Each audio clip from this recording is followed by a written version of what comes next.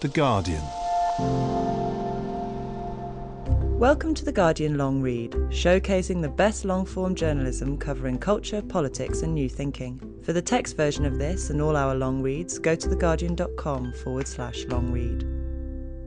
Among the ghosts of Cambodia's killing fields, on the set of Angelina Jolie's new film. Can the Hollywood star's Khmer language film, with an all-Cambodian cast and crew, help a nation to confront the horrors of its past? By Julian Borger. One sweltering afternoon last January, on a film set in the Cambodian countryside, a local man approached Angelina Jolie with a large bucket of leeches.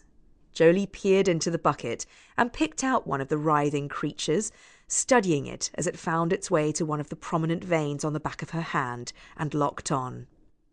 As it started to gorge on her blood, she carried it over to her 9-year-old lead actor, Saryum Shrey-Mok, who was sitting in a canvas chair in the shade of a tree. "This is what a real one looks like," she said. Saryum wrinkled her nose and stared at the leech. "Does it suck your blood?" the girl asked. Jolie's 13-year-old son, Pax, on crutches after breaking his foot in a jet ski accident, hobbled over with his camera to take a closer look. "Yes, it sucks your blood," Jolie answered after a slight hesitation, already resigned to the likelihood that live leeches might be a step too far for this young actor. She ordered a return to Plan A, a box full of dozens of pretend leeches made out of black vinyl and double-pinned to a cardboard backing like biological specimens. The crew experimented with gluing plastic worms of different shapes to Saryum's leg until both the child actor and Jolie agreed that it looked right. Actor and director high-fived each other, and the girl walked back to the paddy field for her next scene. Saryum plays the part of Lung Ung, who was only 5 when the Khmer Rouge, as Cambodia's Communist Party was known, swept into the capital, Phnom Penh, in 1975. Over the next 4 years, they drove its population out into the countryside, executing all those perceived as class enemies. More than 2 million people were killed, out of a total population of 7 million. Ung's father and mother, and 2 of her sisters, were executed. At 9, Ung escaped to Thailand with her older brother, and they arrived in the US as refugees soon afterwards, with the help of a church foundation. At 30, she wrote her autobiography, First They Killed My Father. On set, Lung Ung, now aged 46, watched playbacks on a screen with Jolie in a small black tent, next to a little corral where brown cattle were being kept for farm scenes. The 2 women have been friends for 16 years, and Ung, who co-wrote the screenplay, was working as a consultant on the set. Jolie dates the beginning of her involvement in humanitarian issues to her experience making the fantasy action movie Lara Croft Tomb Raider in 2000. In that film, which was released in 2001, Cambodia was no more than an exotic backdrop for the action. But booby traps and anti-personnel mines planted all over the country in the 1970s were still going off. There was a generation of orphans, then in their 20s, and a country still crushed by poverty, authoritarianism, and mass trauma. Soon after filming Tomb Raider was over, Jolie returned as a volunteer for the UN Refugee Agency, UNHCR, and visited mine clearance projects.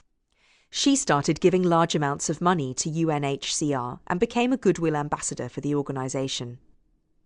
Jolie was planning to return to Cambodia with UNHCR later in 2001, when Ung's autobiography landed on her desk. Ung, at that time, was working for a US Vietnam veterans organisation supporting landmine victims in the region. Her office had sent the book to Jolie on the off chance that she might publicise its cause. As soon as Jolie read the book, she called Ung. It turned out the 2 women were to be in Cambodia at the same time. Jolie invited Ung to join her on a motorbike tour of the rugged countryside around the Battambang province in the northwest of the country. We travelled to some very remote areas. There were no roads or hotels or restaurants, Ung said. We stopped at the roadsides and ate in people's homes. And I was so impressed because Angie didn't travel with an entourage.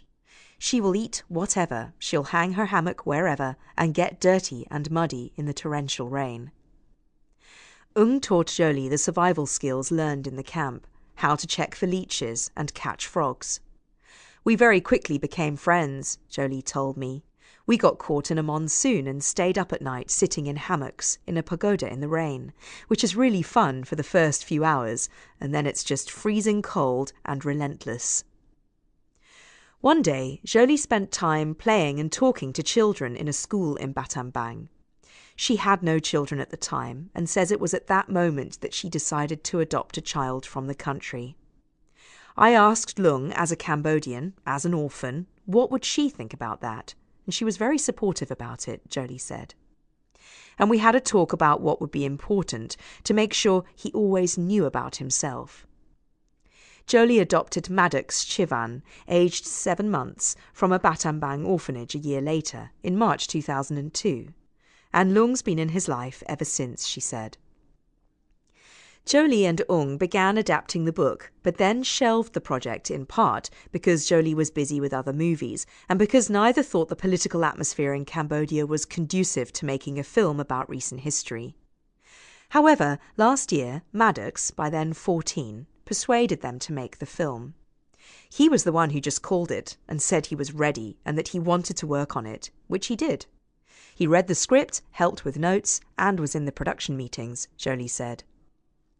In 2011, Jolie made a film about the Bosnian conflict, In the Land of Blood and Honey, for which the cast was entirely made up of people from the former Yugoslavia.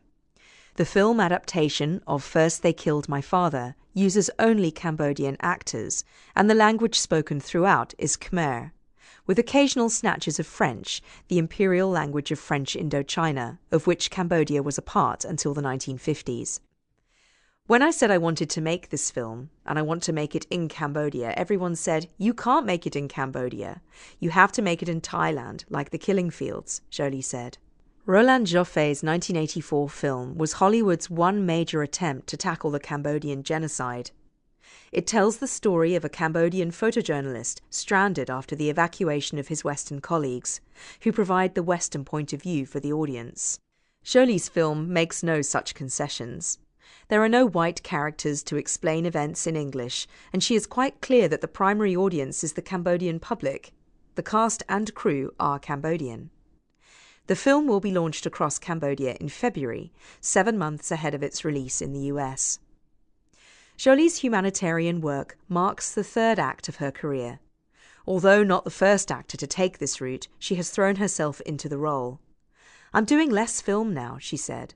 "Not walking away from it all, but ideally doing projects like this one, where you can pull together all that matters to you at the same time." While filming scenes that took place in a Khmer Rouge camp for child labourers, Jolie, barefoot and wearing a t-shirt and a large straw hat, strode onto the dusty set after every few takes. It was mid-morning and the heat was still bearable. The atmosphere was of a sprawling, busy, extended family, particularly during the communal meals eaten under canvas.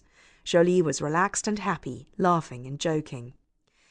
She was clearly in her preferred element, at work but surrounded by close friends and family, and protected, by the remoteness of location and light set security, from the world's curiosity about her private life. She said later in the day that one of the things she most liked about being in Cambodia was that she would wander in the markets, and those people who recognised her knew her for her philanthropy. "Maybe they've seen Tomb Raider, but they don't really watch a lot of movies," she said. "Really, I'm that odd nice lady who likes Cambodia. If I go to the market, they do recognise me, they just don't bother me. They say hi." The set, a cluster of open-sided wooden huts, was built around a large dirt drill yard hung with red flags. Long lines of young Khmer children in black pyjamas and red checkered bandanas marched up and down, in and out of shot. Others picked rice from a paddy as a drone camera hovered noisily above. Most of the time, Ung's role was as an auntie figure to the child actors, particularly Sarium, who she called Mini-Me, dispensing bottled water and advice, and spending hours in the Lego tent. Lego is largely unknown in Cambodia because of the country's strict restrictions on imports, but Jolie brought a large amount of the plastic building bricks with her to keep the children in the cast amused. For Ung, the Lego tent symbolised the ultimate defeat of the Khmer Rouge. Lego is brightly coloured, it's fun, and it's laziness. In the camp you would be beaten or worse for laziness, Ung said. Her sister, Chuo, witnessed a boy being beaten to death by camp guards who said he was idle. In solidarity with the girls in the cast, who had to wear their hair in the severe short crop imposed by the Khmer Rouge, Ung had cut her hair and wore black. In breaks in the filming, she and Saryam strolled around as two versions of the same person, 40 years apart. When I met Mini-Me, we were both trying to suss each other out. We would walk around each other like roosters, she said. But she is constantly surprised at how alike they are. Mini-Me would do something and I would look at Angie and say, I do that. In writing her autobiography, Ung sought to recapture what it felt like to experience the upheaval, chaos, and horror of life in a child labour camp. The young Ung had only a fragmentary understanding of the events unfolding around her. The film seeks to do the same thing, to show conflict as seen through the eyes of a young girl, to allow the audience to see the world through the young Ung's eyes. Much of the footage is filmed from her point of view, 4 feet off the ground with a Steadicam. The pursuit of an authentic child's eye view had been the film's defining technical challenge. When filming adults, you shoot over the shoulder and you frame each shot so that it's interesting, said Jolie. With POV, it is whatever Lung is focusing on at that moment. It has taken everyone, especially the cameramen, time to adjust and not to try to frame the shot as they normally would. After a last-minute change, Anthony Dodd Mantle was hired as cinematographer just a few days before filming began in earnest in November 2015. I felt like a Red Cross parcel thrown out of a B-52 bomber, Mantle said. He is known as one of the most insistent innovators in the business and won an Oscar for his work in Mumbai on Danny Boyle's 2008 film Slumdog Millionaire. Me and Angie are trying to egg each other on, to be radical. Watching her childhood experience of genocide played out on set had a visceral effect on Ung. After arriving in the US at the age of 9, Ung was dogged by a recurring dream of being chased by soldiers determined to kill her. She would wake up just as her pursuers grabbed her. She underwent the same torment night after night until finally, 3 years later, in a dream, she turned on one of her attackers. In my dream, which I remember very vividly, I was in America and he was chasing me, and I was running and running and running. I came into a house and there were no weapons there, but what I found was a knife. And I grabbed it and I was trying to cut his head off, and it was a butter knife, and I had to really hack at it, Ung said. This was when I was about 12 or 13 years old. Ung is short and slight, and her frequent smile and inclination to find the humour in almost any setting is at odds with the darkness of her life story. She described being happy as an act of will. As a young woman, she resolved that neither her parents nor her 2 lost sisters would want to see her spend her life consumed in misery. So I have purposefully made myself not do that, and the great thing about habits is if you do it long enough, it sticks. Even Ung's choice of career has involved the pursuit of pleasure. She and her husband, Mark Prima, set up a microbrewery because they couldn't get decent beer in America. I thought if I died tomorrow, I don't want to die drinking fizzy water, Ung said. The couple now run 2 breweries and 3 restaurants in Cleveland, Ohio. It's one of those things your girlfriend tells you and you think, oh, what is she doing? Jolie recalled. And then I didn't even ask about it for a few years because I was worried. We talked about other things like books, and I turn around and she has a crazy number of employees and she's really successful. It's Brad's favourite beer, so I have it in my house all the time. During the filming, Brad Pitt stayed much of the time in Siem Reap, the resort town close to the ruins of Angkor Wat, helping look after the couple's children in what turned out to be the final months of their marriage. But now that Ung was back in Cambodia for a long period, her hair cut short and dressed in black again after years of wearing the brightest colours she could find, her bad dreams were returning. Over the course of making the film, she had broken down many times on set. People are always asking me about war as a survivor, she said. They always ask about the bombing, the deaths, the soldiers. And I've always wanted to say that yes, those were horrible, difficult moments. But having my hands separated from the clasp of my sisters, and seeing my parents being pulled away from each other, and having to walk away from my brothers and sisters, that was brutal. I hope people see not just the horror of war, but the love it takes to survive. The Khmer Rouge grew out of the communist ferment in Southeast Asia that followed the Second World War. The Cambodian Communist Party was taken over in the 1960s by a group of hardline ideologues who had studied in Paris, led by a radio engineer named Saloth Sar, a man who would later take the nom de guerre Pol Pot. The communist rebellion was seized upon by Lieutenant General Lon Nol, who ousted the country's post-independence leader Prince Sihanouk in 1970 and countered the communist insurgency with heavy support from the US, which was conducting a secret and devastating bombing campaign along the country's eastern border, aimed at Viet Cong bases. In its opening sequence, Jolie's film uses news reports from the time to suggest that the US bombing campaign boosted support for the Khmer Rouge and contributed to the eventual collapse of Lon Nol's forces in 1975. Long Ung's father was a conscripted military police officer in Lon Nol's army and high on the Khmer Rouge hit list. Those marked for death included anyone educated and therefore corrupted by Western ways. Through mass murder, the Khmer Rouge intended to restart civilization and turn back the clock to year zero. Last year, while Jolie was filming, I visited the grave of Pol Pot, the man who had presided over the killing fields. The forlorn and derelict site is in An Long Veng, on Cambodia's western border with Thailand, the location of the Khmer Rouge's prolonged last stand against Vietnamese forces. He died in April 1998, aged 73, waiting for a car that was supposed to be taking him out of the country to appear before an international tribunal. According to the official account, the cause of death was heart failure, though other versions point to suicide or murder. A makeshift memorial stands over the spot where his body was cremated, amounting to no more than a strip of corrugated metal held up by two posts. A faded blue sign appeals to visitors to preserve this historic site, and it has been neither vandalised nor maintained. Dry grass has grown up around it.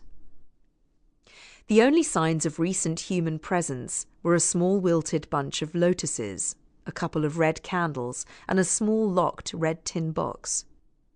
According to a watchman, the only regular visitor is a Thai businessman and gambler, to whom Pol Pot appeared in a dream 10 years ago and provided the winning lottery numbers. The watchman said the gambler comes once a month, taking a break from a new casino built on the border nearby, to leave flowers and fruit. More Thai gamblers have followed his example, hoping to emulate his luck, and recently visitor figures have risen to about 50 a month. With traffic on the rise, a new concrete booth is planned for the watchman. An Long Veng was a Khmer Rouge stronghold for more than a decade. Most of the residents are either former regime officials or their descendants, but the vestiges of Kampuchea, as the Khmer Rouge renamed Cambodia, seem to excite no local interest today.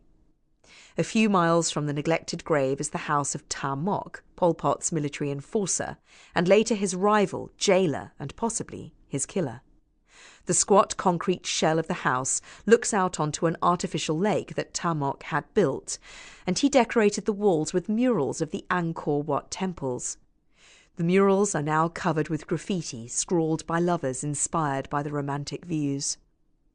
The local government half-heartedly advertises the place to sightseers, and a handful pass by each day. Kern Sarin, a stocky man in a military jacket and a checkered Khmer scarf around an olive-green cap, works there as a guide. Kern was a bodyguard for Ta Mok until he was arrested in 1999. Tamok died in 2006, awaiting trial for genocide and crimes against humanity. Kern remains a staunch defender of the Khmer Rouge, which he first joined as a teenager. He had heard about Ung's book and the film, but dismissed it as one person's propaganda. It doesn't tell the good actions done by the Khmer Rouge, he said. In Kampuchea, there was no rich or poor. Everyone was on the same simple level. Now the gap between rich and poor is big again. There are various small-scale shrines and memorials to the genocide around Cambodia, but there is only one war museum in Siem Reap, where the hulks of ruined Soviet-era armoured cars, tanks and helicopters sit under a grove of mango trees. On either side there are old guns stacked on wooden stands and a rather patchy account of the country's long nightmare. Behind a pane of glass, a one-page summary of the Khmer Rouge regime makes no mention of the killing fields and the 2 million dead, just a radical attempt at social engineering. Other pictures on display are Khmer Rouge propaganda shots, most of them labelled Khmer Rouge troops go from place to place. Very few Cambodians come to the museum. People don't talk about the war. They don't want to, said Mon Sinath, who works as a guide at the museum. It is difficult to talk about because there are some of the Khmer Rouge people still running the government.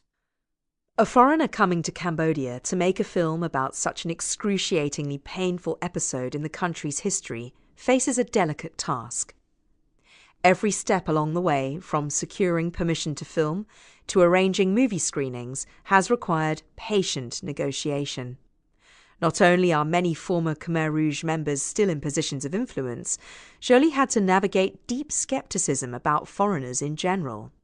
As Yuk Chang, the executive director of the Documentation Centre of Cambodia, an NGO dedicated to researching the history of Cambodia under the Khmer Rouge, points out, between occupation by the French, the later invasion by the Vietnamese, and repeated bombing raids by the US, there is a lot for Cambodians to be wary about.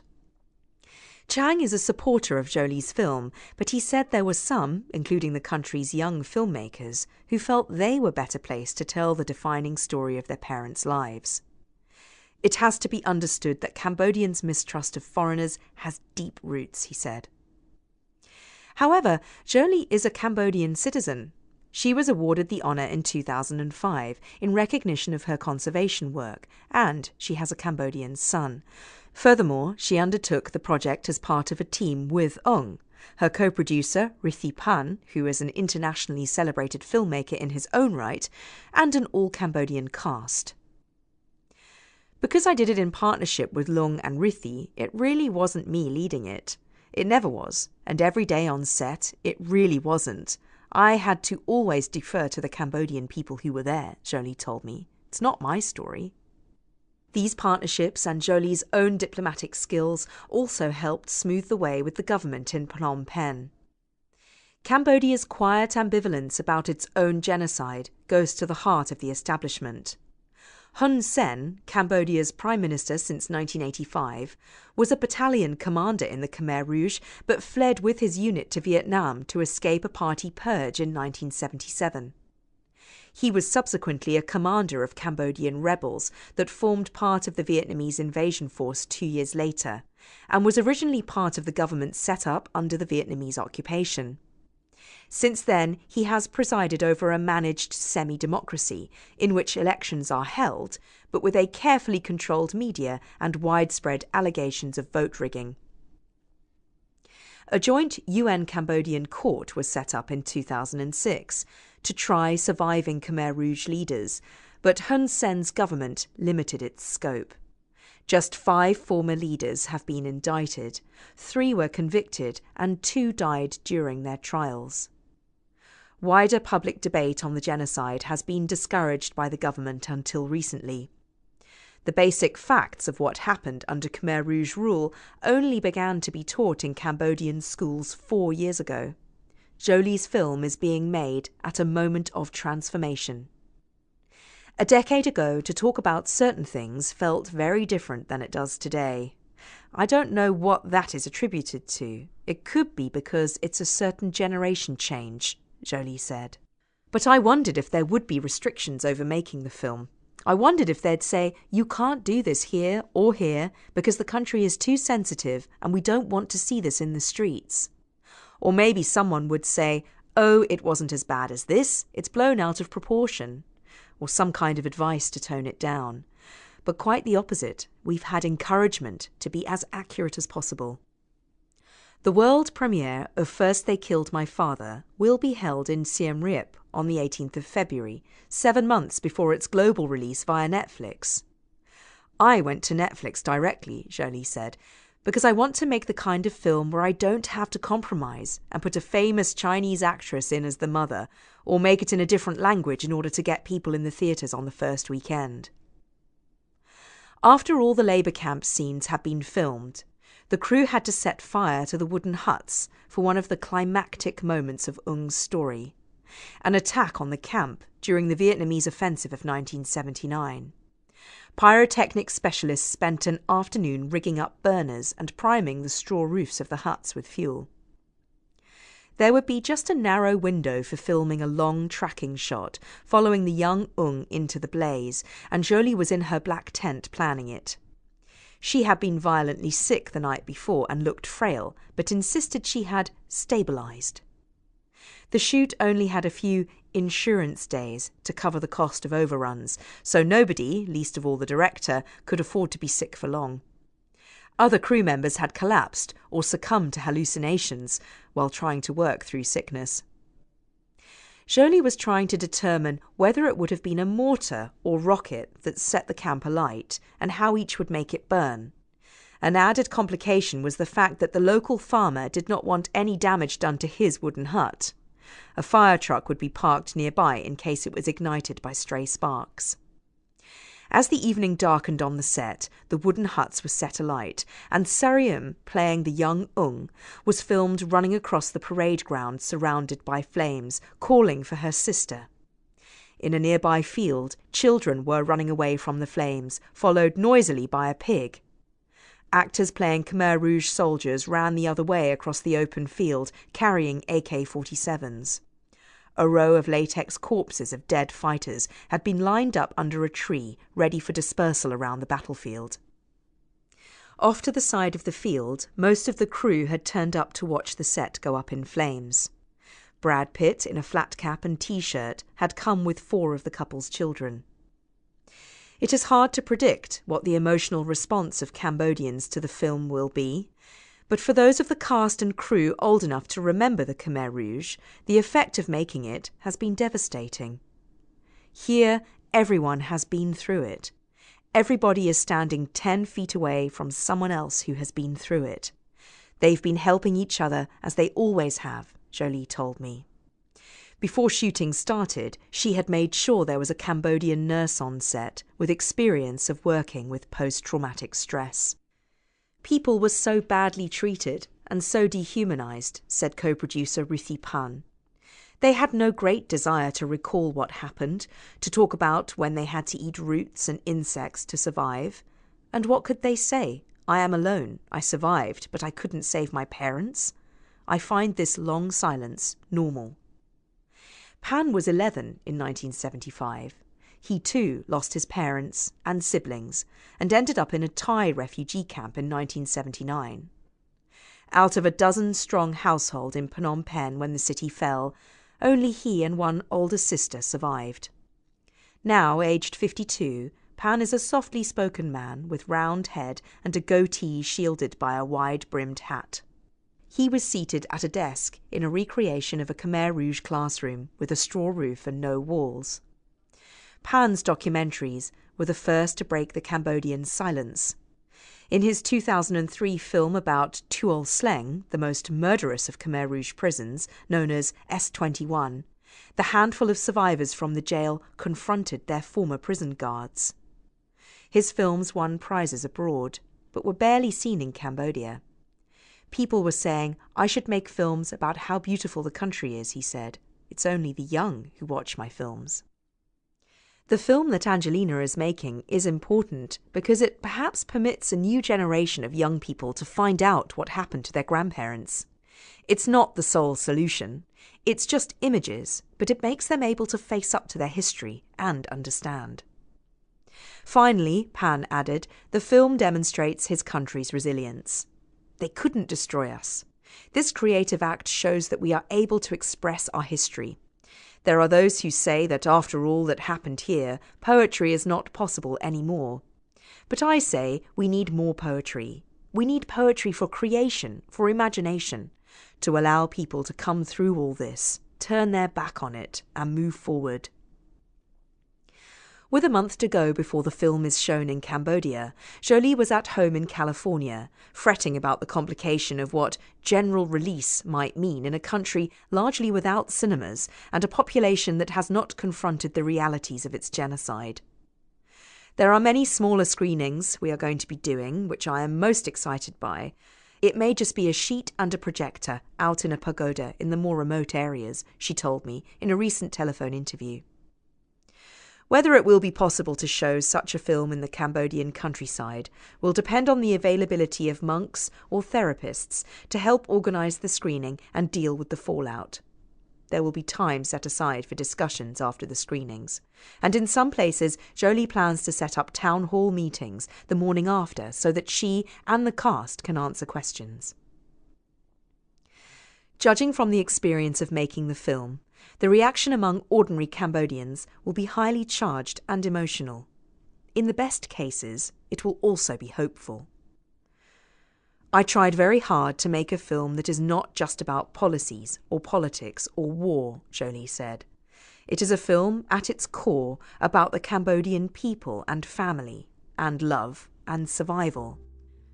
I hope that there will be a sense of pride for the Cambodian people when they see it, about what they survived and who they are.